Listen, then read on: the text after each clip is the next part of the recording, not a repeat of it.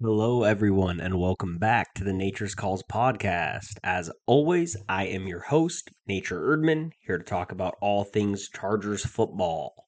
And the topic of the conversation is Keenan Allen. I guess if you guys haven't heard enough about him, we're going to keep the conversation rolling because I am hearing a whole bunch of negativity now. Again, most of it's been positive, but there's a lot of negativity out there of people calling Keenan Allen specifically kind of not a needle mover for the offense for this Chargers team, which is hilarious to me. Because the intangible aspect, the morale aspect of having a veteran like Keenan Allen on this team, who not only is a veteran in a room that desperately needs veteran wide receivers because it's such a young room and such a non-accomplished room, like Lad McConkey being a second-year player and being the most accomplished wide receiver in the room is ridiculous. So that aspect cannot be overstated. The also just morale aspect of this man should be a Charger for life. We had a changing of the guard. His contract was ridiculous. There was a butting of heads, it appeared, to some extent. And so, of course, he left. But at the end of the day, he's has a case for being the best Chargers wide receiver of all time. And in fact, he was playing at a high level when he left the Chargers.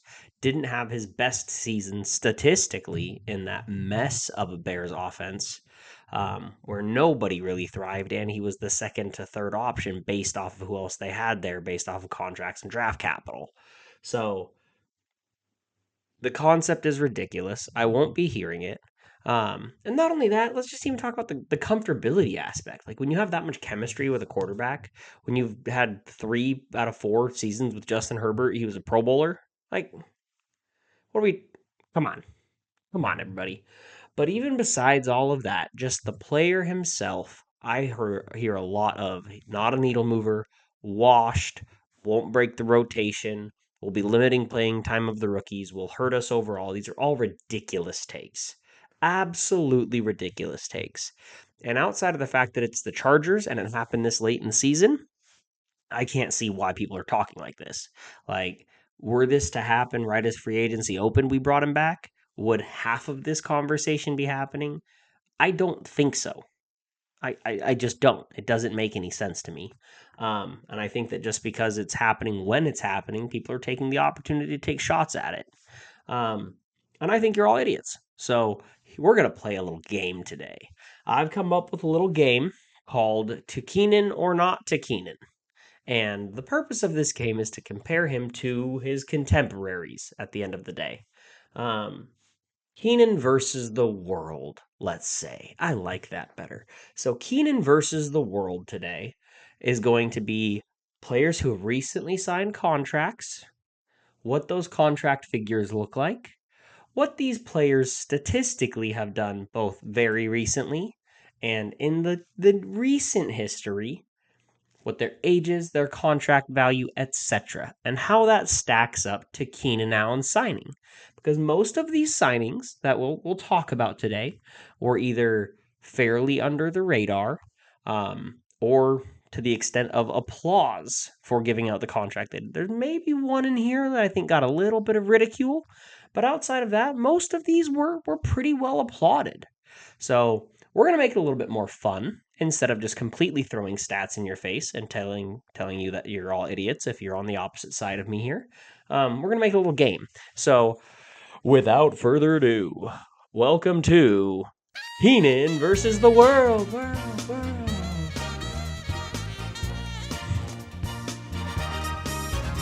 All right, everybody. I am your host for Keenan versus the world, Nature Erdman, and we are here to talk about some wide receivers around the league.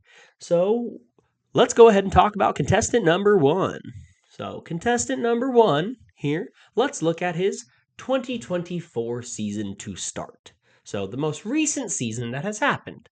Now, he had a fine season, fine player. Clearly young. Age could probably play a good factor here. Only 25 years old. Was mostly healthy, played in almost every single game, 15 games. Had 39 receptions. Not too bad. Not too bad for a role player. 584 yards in that, so definitely wide receiver 3 category territory. Makes a whole bunch of sense to me. and scored one singular touchdown. Maybe he's not as much of a red zone threat as you'd like him to be. Not bad 2024 statistics. And I mean, I'd like to have this player on my team. Seems like a mighty fine player at the age of 25 years old. Now let's look at his best season out of his last 3 seasons. 16 games played, so he played a full season, darn close to a full season. Almost doubled his reception count from last year with 72 catches. Fantastic work. 769 yards, so that yards per catch was definitely a little bit lower in that season. 3 touchdowns, respectable for a role player in the offense, and that was in 2022. So 2023, 2024, and 2022 involved here. His best seems to be the furthest behind him. I don't necessarily love to see that. Fine player. Seems like we know who this player is. I mean, he's fairly consistent over the last couple of years. No real peaks, but no real valleys, it appears. So can't really complain about that. Hopefully this player isn't being compensated like a legit number 1, number 2 starting wide receiver. So let's take a look at that contract value here, everybody. All right. So, okay. Not bad. So a 3-year deal for $36 million. Role player money, $12 million per year. Good for you. I say role player money as if I wouldn't kill for that kind of money. But good for you, sir. And like we said, he's young. So age at end of contract there, we're looking at 28 years old. Mighty fine player. I think he'd be an excellent addition to any team out there. Now, do you know who this player is? Let's think about it here. 3, 2, 1. If you guessed Josh Palmer, you are right. Congratulations, guys. Now with the Buffalo Bills, formerly with the Chargers. Fine role player. Congratulations to the Buffalo Bills for signing him. You guys got the gist of the game? Now let's go again. So, who's next up on our board here? Let's look at contestant number 2. Alrighty, so they are 2024 season. They are currently at 28 years old. Last year, they played in 16 games, stayed nice and healthy.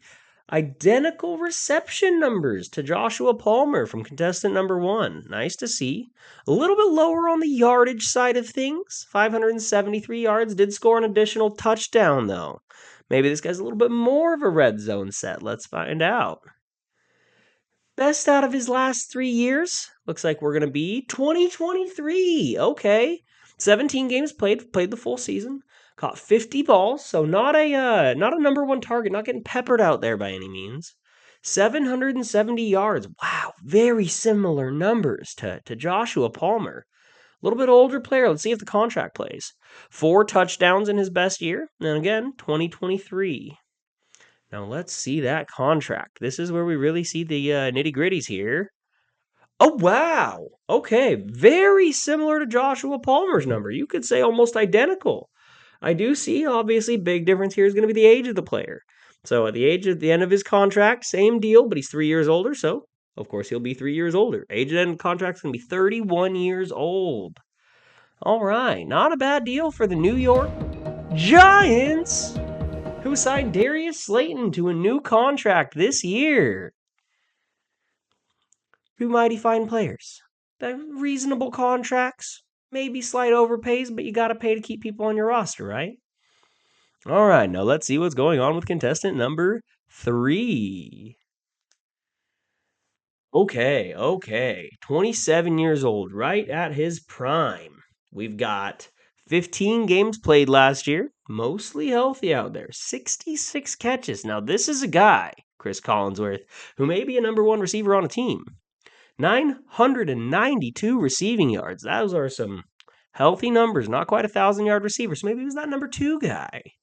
5 touchdowns, though. Seems like a stud. This seems like a stud player out here. Very, very impressive. Now let's see. Was that his best season, or does he have a better season? 2023. Okay. Also an excellent year. 2023 seems to be a little bit of a theme over the last couple players. Got 16 games played, so hasn't played a full season, but only missed a couple of games. Not bad. 66 catches. actually tied his exact same catch total from last year, but he did go for more yards per catch at 1,114 yards, over 1,000-yard receiver. Good for him. 16 games and 8 touchdowns. Now, this guy must be a good red zone threat. Definitely seeing it here. Now, let's see what a player of this caliber seems to cost. Let's take a quick look at it here. All right. Wow. Okay. Okay, that seems to make sense, guys. Definitely looking at some statistics that could be a number 1 or could be a number 2 receiver, but compensation here. Oh my goodness. We are definitely looking at he's getting paid like a number 1 receiver. So, 4-year deal, $132 million. That is $34 million a year. It's not. It's 33 million. Wow, I'm bad at math. Anyway, age at end of contract here, 31 years old. So at the end of this contract, he'll be exiting his prime, getting right at the end of his prime at least. Depends on which type of player he is. Is this a route runner? Is this a more physical guy? Looking at those touchdown totals, may be more of a physical threat. We'll see how long his prime lasts, but heck of a player, heck of a price tag, though. Now let's see. Can you guess who this player is? And I'll give you 3, 2, 1. And you guessed it, guys. It's DK Metcalf. Now, wow. What a price tag it took to acquire him. Because when we look at a player like this, obviously it's not just the $34 million per year for 4 straight years. It is also the second round pick that it took to go out there and acquire him. So, man, I sure hope the Pittsburgh Steelers have a quarterback who can still throw him the ball. We'll find out. So, heck of a contestant there, contestant number 3. Now, let's take a look at who we've got for contestant number 4. We've seen a steady improvement here so far. Let's see. So, contestant number 4 is 2024 season. All right. So, we got less games played here versus the guys we've seen so far. Maybe has a little bit of a health issue. 29 years old. I wonder if that plays part into it. We'll see as we get along. 7 games played for 50 receptions. He was very involved in those 7 games. 576 total yards. Good job there, buddy. So clearly he's kind of a stud of a player, but only 7 games last year. Hopefully that injury wasn't too critical. Hopefully it doesn't linger into this year. And the touchdown total as well is going to be 5 total touchdowns there. So definitely was an integral part of that offense, both going down the field and in the red zone. Let's see, what is their best year, though? What does this player look like over the last couple of years? Okay, so he has had a fully healthy season recently. 17 full games played. Excellent work. 83 total catches, very involved in the offense. 1,024 yards, so definitely a little bit shorter yards per catch when he played the fully healthy season. Not nearly as many touchdowns here. Only 2 touchdowns versus the 5 he had in significantly less games last year. So maybe this guy's not as involved down in that area as we thought. And that was, of course, the 2023 season as well. So it hasn't been too far removed since he clearly had some statistical output. Now let's take a look at what that contract looks like. What would you pay for this player? Alrighty. Oh, okay. Reasonable numbers here. 3-year deal for $66 million, $22 million a year. Clearly paying to be that second receiver on a team. Worst case scenario. Could even be a very discount wide receiver 1.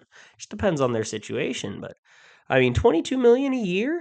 Not too shabby. I don't love looking at the end of that spreadsheet there and seeing 32 years old at the edge of the end of the contract. We'll see. Just kind of depends on the physical style of this player. Do you guys think you know who this player is?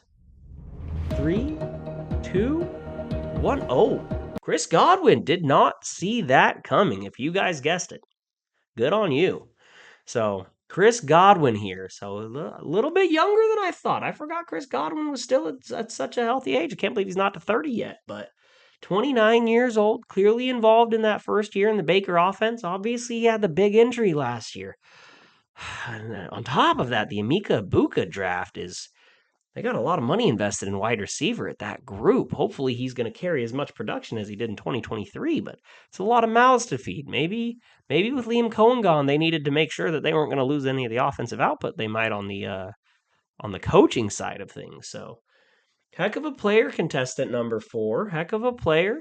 Don't know if I love the contract for a team that I don't think necessarily needed to put him there, but that's up to you guys to decide. Now let's take a look at contestant number 5. All right, 3, 2. Ooh, okay, so an older player. I don't think this one's Keenan though. Keenan's older than that. Now he only played 8 games last year, so this is another player that had some injury issues last year. Now again, same concerns I had with Chris Godwin. Hopefully it wasn't anything too serious if he missed that many games. Now 47 catches, about as involved in the offense as Godwin was. 496 total receiving yards, so not quite the threat that Godwin was in that offense last year. And 3 touchdowns. 3 touchdowns in 8 games is a very respectable number. I don't want to discount that, but I mean, when you look at him side by side with the guy we just talked about, I'm not so sure. Worse in the age department, played almost the same amount of games, less yardage, less touchdowns. But let's see what he's done historically. Let's see what type of player he's been before just last season. Now let's take a quick look. Okay. Now that looks like it says 2022. I'm pretty sure that's a 2023 season number. Whoever put this spreadsheet together must not have known what they were looking at. But one thing I do see here is when we had a fully healthy season from this player, 16 games played, talk about some offensive involvement. 108 catches, 1,429 receiving yards, 11 touchdowns. You are talking amongst the top of the league with numbers like that. Probably not one of the top 3 guys in the league, but this definitely looks like a top 5 to 7 player to wide receiver just a year or 2 ago. So peculiar information here. Curious to see what you guys think. And looking back on this actually is 2022 numbers. So it has been a couple of years since this player put up this kind of statistical output. Now, I'm curious. I'm curious what it takes to acquire this type of player. I mean, we've got obviously there might be some injury concern. A couple years removed from their best seasons, definitely getting a little bit up there in age. I wonder who this player is, what his play style is, and if he'll age gracefully. And okay, so actually more costly than Chris Godwin. Must be paying for some of that historical output there. But seeing only 8 games in 2024 and paying him a 3-year, $69 million contract at an average value of $23 million a year? I'm not going to say I love it, guys. I'm not going to say I love it. I hope that this player is still got some juice in the tank because at the end of that contract, he's going to be 34 years old. Now, we'll have to see what the dead cap and everything looks like, but if he doesn't carry that same talent that he once did, this may be something that bites him in the butt down the road. So, the question is, who is this player? Do you guys think you know? All right, 3, 2, 1. Stephon Diggs, come on down. We'll see. That was a pretty catastrophic injury he suffered at the end of the year, guys. I don't know what you guys think about that contract and that player and how much juice he has left in the tank, but there's one thing I know for sure.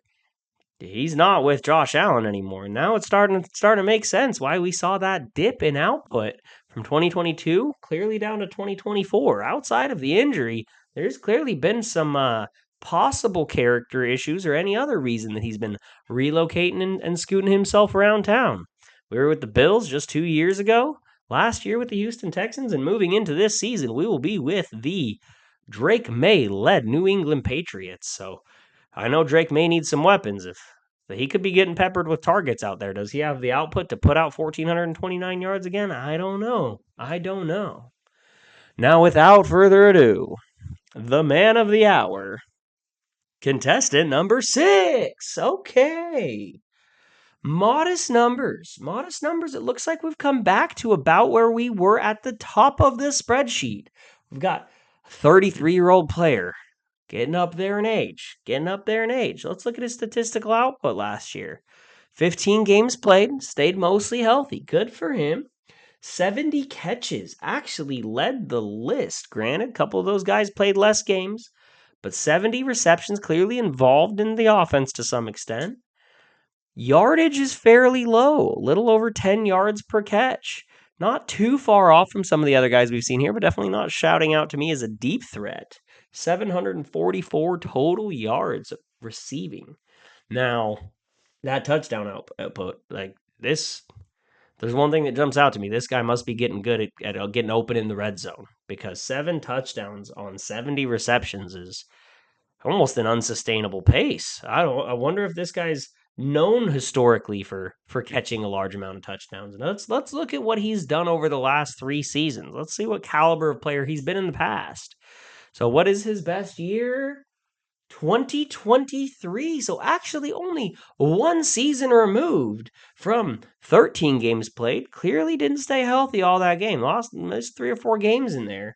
But man, the output was ridiculous. Matched the catch total that we saw from Stephon Diggs there at 108 receptions. 1,243 receiving yards. Not quite the same ADOT that we saw from Diggs there, but still some incredible offensive output. 7 total touchdowns, tying what he did last year on significantly less receptions. We'll have to see what his level of offensive involvement was. And again, 2023 season. So only 1 year away since he had what appears to be a Pro Bowl level season. And if you carried that pace for an additional 3 games, you're looking at a 1,500, 1,600 yard receiver. And now we're looking dangerous. 140 catches in a single season. Very impressive. Very impressive numbers. Now, what does it take to afford a player like that? What do you guys think? Let's see the contract. Oh, okay. Now, this is a stark contrast versus what we've seen with some previous players here. So, 33-year-old receiver, a 1-year deal. That makes sense to me with a player of that age, even though he's not too far removed from some high-level output. $8.5 million. Now, that is very affordable. We've got 8.5 million AAV. Pretty easy to do the math when you've got a 1-year contract. And this is something to note here. When we look at age at end of contract, we are 34 years old. Now, $8.5 million for that final year there of his contract, being the only year it makes that life easy. But if you compare that to the Stephon Diggs contract just above, you are at identical end of contract age. Even 2 years older than Chris Godwin. We are not too far of a difference here. And that cap hit is a little bit easier to swallow. Now, I think I know this one. I hope you know this one. Are you guys ready to see who's behind door number 6? 3, 2, 1, and it's Keenan Allen himself, ladies and gentlemen. All right. I can't hold up the shtick anymore. Do you guys get the point? That was fun. Not gonna lie, I had a little fun doing that. But I get it. I get that Keenan Allen is clearly up there in age, and he clearly didn't have the best season. With the Bears offense, that was inept a lot of the time. Fired offensive coordinator partway through the year. Is Caleb Williams a bust? Is it the offensive line's problem? Nobody blamed the wide receivers, because the wide receivers weren't an issue, because you had 3 studs and a pretty dang solid tight end. Rome Odunze was a top 15 pick in the draft at the wide receiver position. That's a very good draft slot. Top 10. They drafted him at 10, didn't they? So this is a legit player who is the wide receiver 2 in the offense. This is DJ Moore was a legit player that they traded for. Went out and got. Keenan Allen they traded a 4th round pick for him. Yeah, he was an older guy. He was meant to be a veteran in the room, just like he's going to be for us. And he was very reliable when they counted on him, hence the statistical output that he had. But if you're going to sit here and pretend like he isn't going to matter in an offense, 3rd and Keenan is a thing. The last time he played with Justin Herbert, 13 games, 108 catches, 1,243 yards, and 7 touchdowns. That's not chump change. This is ridiculous statistical output for a player of his age, and I've beaten this to death. It's because he doesn't rely on athleticism. I will take contract Keenan Allen getting paid $8.5 million in his age 34 season over DK Metcalf getting $34 million in his age 31 season. Unless DK changes his game, I don't see his athleticism holding up to that extent. Keenan Allen does not win with athleticism. The age won't matter until the injuries start to pile back up on him, which clearly was not a major issue last year. And we're not asking him to be a wide receiver 1. Do I think he's going to be more involved than a lot of people do? Absolutely, because Justin trusts him. But the fact that you won't just be able to double team or triple team Lad over and over and over and over again is remarkable. The fact that these two rookies will be able to develop and have leadership, and not only that, top 3 route running in the league for the majority of his career. Leadership, like you have someone who's going to teach you on an everyday basis and then go out there and show that he can still do it. And when you look at reasons for him to succeed, the guy's got a chip on his shoulder. He's 50 catches away from passing Antonio Gates. Oh, does he think? Do I think he's going to? I think he's like 1,100 receiving yards. Do I think he's going to reach those numbers in this year? Probably not. Maybe on receptions. Probably on receptions. But as far as receiving yardage, maybe not. But it doesn't matter because he has something to play for. He's not here for funsies. He's here to come out here and be that guy. Keenan Allen is incredibly competitive. He's an NFL player. They all are. But Keenan Allen is incredibly competitive. This is not going to be let's just come out here and hope for the best. He wants this team to win. He wants to win playoff games. How many's he won? Is he only won the one? The 2018 playoff game? It'd be ridiculous if he hasn't. He's going to bring Herbert. He's going to bring that team into the playoffs at a high level. Khalil Mack's still playing at a high level. Every year we talk about him falling off the cliff, and every year he's continuing to play at a high level. I don't expect any different from Keenan because his game is so refined that he will beat you so many different ways that it does not matter. Look at what happened after his last ACL tear in the season right afterward. Pretty sure he put up 1,300 yards the season after tearing an ACL halfway through the year. He doesn't need explosiveness. That's not what makes his game. So, thanks for showing up. Thanks for tuning in to this fun new show, Keenan versus the World. Hope you guys enjoyed it. But no, it was fun doing something a little bit different for you guys. I hope you guys all had fun. And just be excited that our boy's back. If you genuinely don't think he's going to matter, just talk to me halfway through the year and eat your own words, all right? Thanks for tuning in, guys. Pleasure talking with you. Thanks for tuning in. If you guys like what you heard, please feel free to give me a like and subscribe. Helps me a ton. Also helps you guys stay up to date on all new content as I'm releasing it. If you're not already on my YouTube channel, feel free to hop on over at Nature's Calls Pod. Also on Spotify under Nature's Calls Podcast. Or if you like to consume your content just by scrolling, go ahead and give me a follow on Twitter at Erdman Chargers. Thanks for tuning in, guys. Talk to you real soon.